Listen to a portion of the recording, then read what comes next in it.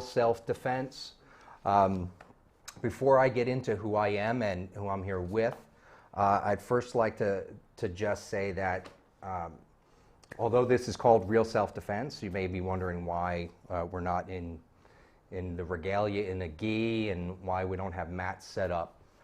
And that's simple. This show is not intended to sell you on martial arts, but rather to educate you regarding martial arts. If we could go to the PowerPoint. My name is Eugene Deren Jr., and I am with the Deren Academy of Martial Arts. I am the founder and chief instructor. If we can come back to me. I'll just quickly run down my credentials before I move forward. I am a local boy. I'm a graduate of Reading Central Catholic High School, and I have a Bachelor of Arts in Literature from Mount St. Mary's University.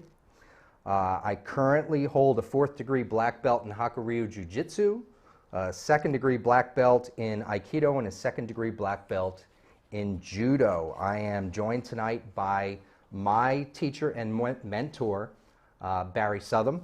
Barry? Good evening. My name is Barry Southam, and my academic credentials are as follows. A BS degree in physical education from Wesleyan College in Tennessee, an MAT degree in physical education from Alaska Methodist University, a certificate in corrective therapy training from Mountain Home VA Medical Center and East Tennessee State University, as well as a graduate certificate in addiction studies from Penn State University. My martial arts background is as follows. I've been involved in martial arts for 47 years. I hold the rank of Judo 6th Dan with the United States Judo Association, 2nd degree black belt with the Kodokan Judo Institute in Tokyo, Japan, 5th degree black belt in Hakuryu Jiu-Jitsu with the Hakuru Hanbu Dojo in Japan, and 4th degree black belt in Aikido with the Dai Nippon Budo Kukai located in Kyoto, Japan. Okay, so the first thing that I'd like to cover tonight is why teach martial arts to begin with. Simple, if we could go to PowerPoint quickly. First, we have to help students tap into and develop aspects of their character that will help them to become the best people they can be. Second, help students develop a grounded sense of personal and community responsibility. And third, help students develop an individual philosophy regarding personal safety. If we can come back to me. What does that mean? Very simply, it means that we teach martial arts to help our students become the best people they can possibly be. And we do this through more than just teaching them how to move and to, teaching them techniques. It's about developing the entire person. Barry, do you want to add anything? Sensei is absolutely correct. We use martial arts as a therapeutic tool to help improve individuals as well as their relationship in the community and society as a whole. So it's not just teaching physical skills, it's to develop the person. That's Budo, martial way. We use martial arts to improve ourselves, and it's a lifetime journey. Other people, they teach just physical skills and that's all they're interested in. That's not martial arts. Sensei? Okay. Thanks, Barry. What I do want to jump into quickly, if I can, is the program's called Real Self-Defense, and how does that tie into martial arts?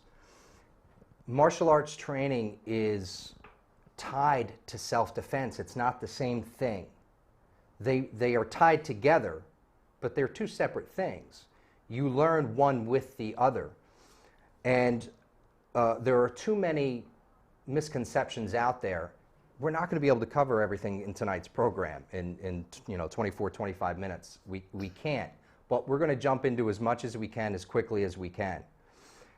If we could go to the PowerPoint quickly.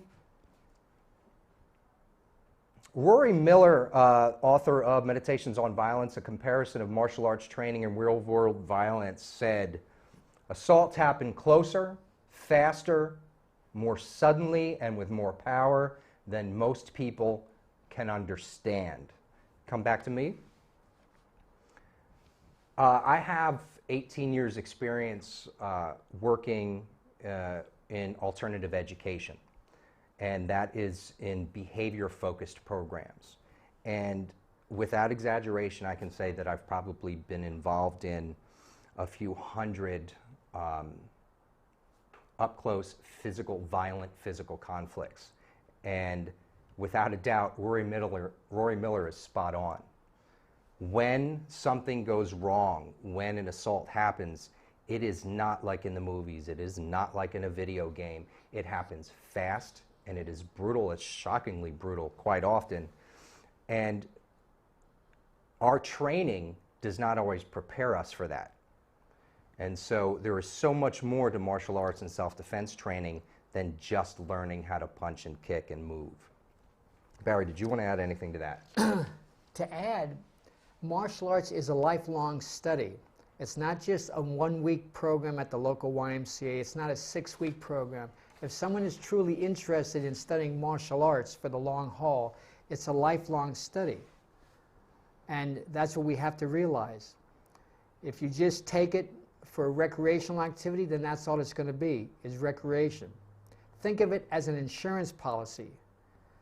You hope you never have to use it, but if you need to use it, you hope it's there for you. Sensei? Listen, it is the responsibility of every citizen out there to educate yourselves. That's what we're trying to help you to do. Educate yourself. It's your responsibility to minimize the opportunities for becoming a victim. All right? We want you to understand that there's so much more to this. So it's the responsibility of every citizen to minimize the opportunities for them to be made victims, and in doing so, promote and develop a safer, more productive society. We do not create a safer society by learning to fight off those that would do us harm, but rather by not allowing those that would do us harm to see us as potential victims to begin with.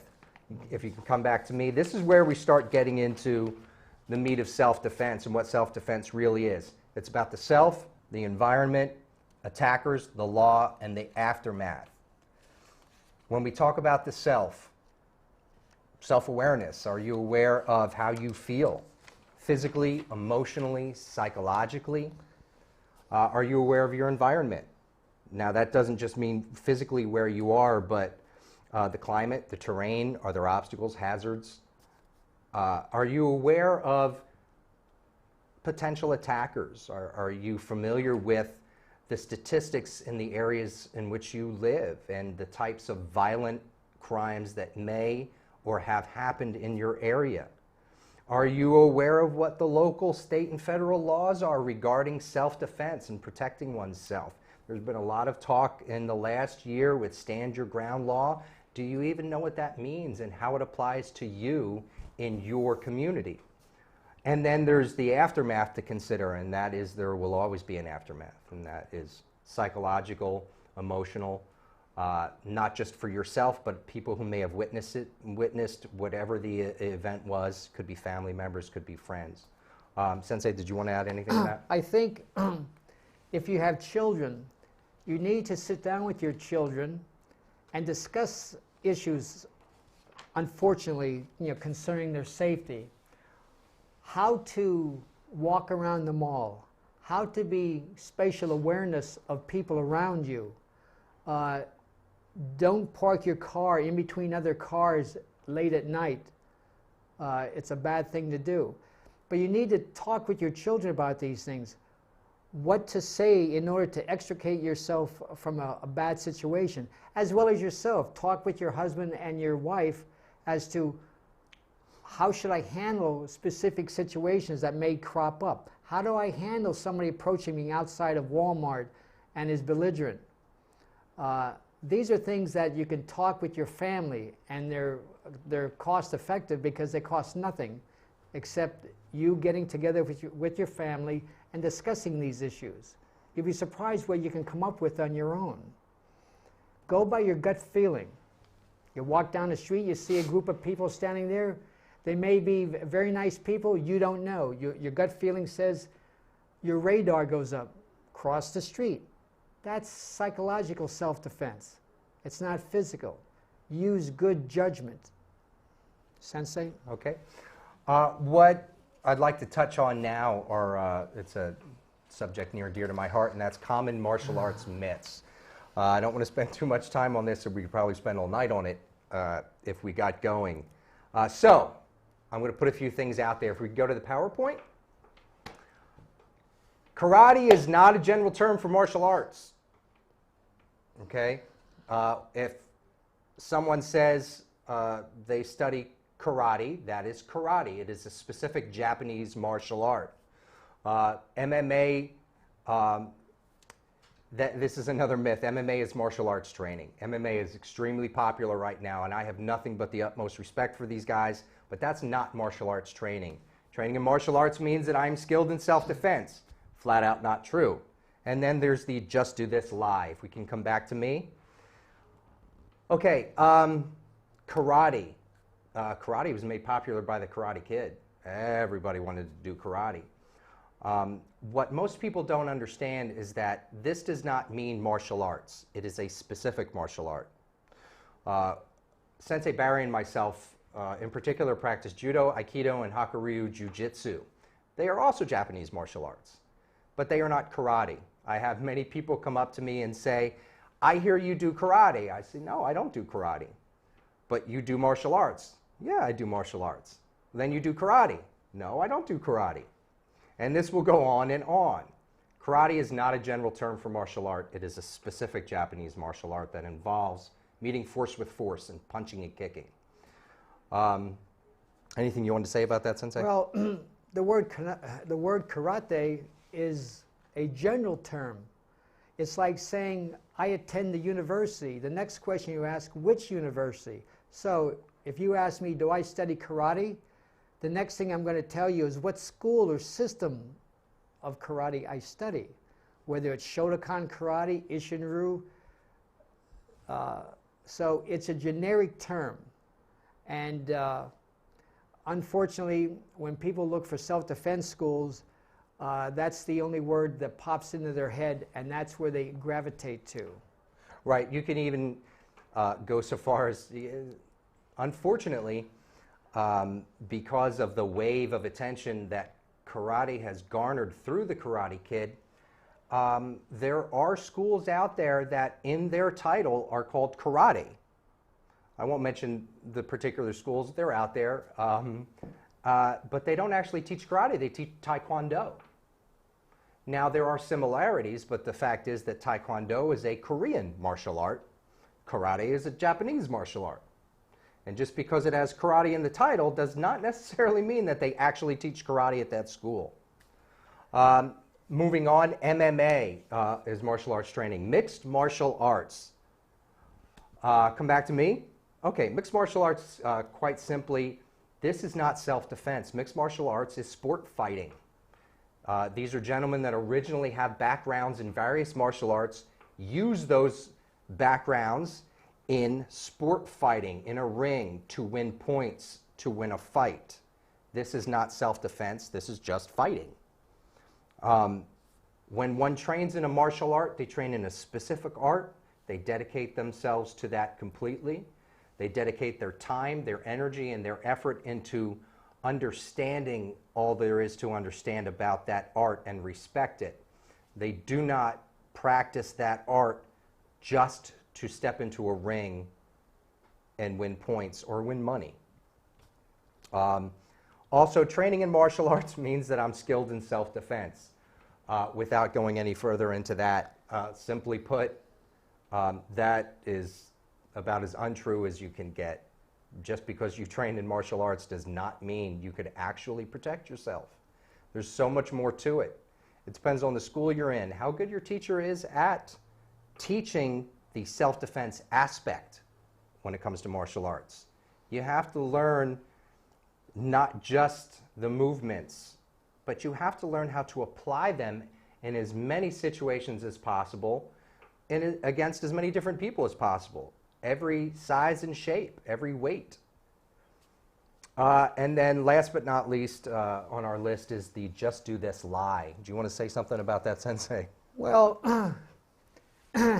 first of all, studying martial arts, if you're really interested in it, it's a serious commitment. You can take it as for short term, but that's all you're going to get out of it. It's a commitment. Now, when someone says, well, just do this, in a self-defense situation, there are a lot of variables. So Sensei and I might both be attacked with an overhead strike. Yes, the overhead strike is the same attack, but the variables are different. Different size of attacker, the terrain I'm in. I'm a different size than Sensei. So there's a lot of variables found. So when you study martial arts, you have to be able to be fluid and be able to move from one technique to another when apropos. Because when you try to just do this and that doesn't work, you don't know what else to do because you weren't trained to think for yourself.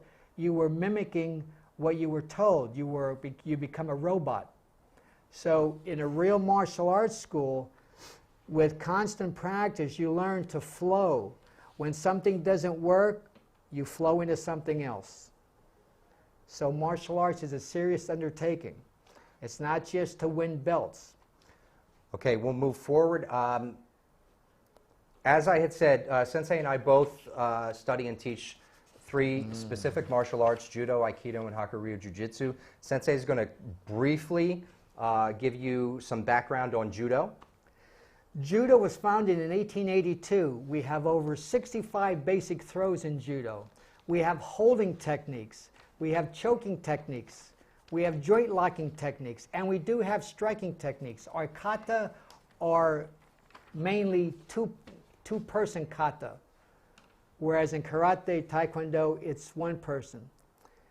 Judo in the United States, since judo, by the way, has become an Olympic sport in 1964. It was the first martial art to become an Olympic sport. In my opinion, in the United States, judo has gone too far towards the sporting aspect to where people walk by judo schools in search of self-defense schools and join other schools. There's been too much of a push for the sporting aspect of judo. Kodokan Judo is a martial art. And we teach judo as a martial art, a means of self-defense. We also teach Aikido very, very quickly. Aikido brought to us by O-sensei Morihei Ueshiba. Aikido is much more about blending with the energy of an attacker and redirecting, harmonizing. It's the way of harmonizing universal energy. The last martial art that we'll cover in the last few minutes is Hakuryu Jiu-Jitsu. Hakuryu Jiu-Jitsu was founded by Shodaisoke Ryuho Okuyama in 1941. The Hakuryu Jiu-Jitsu translates as the school of the eighth light, meaning the ultraviolet band of light, although you can't see it, is extremely powerful. Hakuryu Jiu-Jitsu currently run by Nidai Soki, the second head of the school, Nidai Soki Ryuho Okuyama, and also under the guidance of the head of North American and European operations, Sandaikicho Shihan Nanadan Joseph Miller. Hakuryu Jiu-Jitsu avoids the use of strength and focuses on disrupting the natural movements of an attacker through body movements, strikes, pressure points, joint locks, and throws. To try to summarize this as quickly as possible, the tenets of Hakuryu Jiu-Jitsu are no challenge, no resistance, no injury. This martial art focuses on utilizing the strengths of the practitioner to take advantage of the weaknesses of the attacker. Okay? You want to add anything? Sensei, quickly, these three martial arts give the student the ability to go from mild to severe in their response to attack, more than just having to be destructive. You have options not to hurt the other person. Again, There's so much to get into when it comes to self-defense and martial arts. that it's impossible to cover in 24, 25 minutes. This is just a beginning. The idea is to start educating as many people as possible. That's the idea. We don't do this because we're trying to make money. We don't do this because we want to learn how to beat people up. We do this because we think that this is one of the ways that we can help people to become the best people that they can be.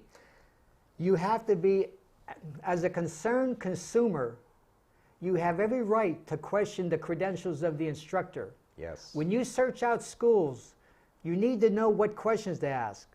Ask for their credentials, ask for ways of verifying their credentials. And you must ask yourself a bunch of questions as to why I'm doing this. What do I want? For parents, especially for parents, if you want to get your children involved in martial arts, please ask as many questions as possible. If you're not sure what questions to ask, our information will be up on the screen at the end of the show, and you can contact Sensei Barry or myself and ask us what you should ask. And you can begin martial arts at any age. You don't have to be an athlete to study martial arts. Exactly. And as I was going to say about Hakuryu Jiu-Jitsu, it's designed to be taught to any range of individual, regardless of your physical limitation, regardless of whether you're coordinated, uncoordinated, whether you're overweight, whether you have no self-confidence. It doesn't matter. That's what we are there for as teachers.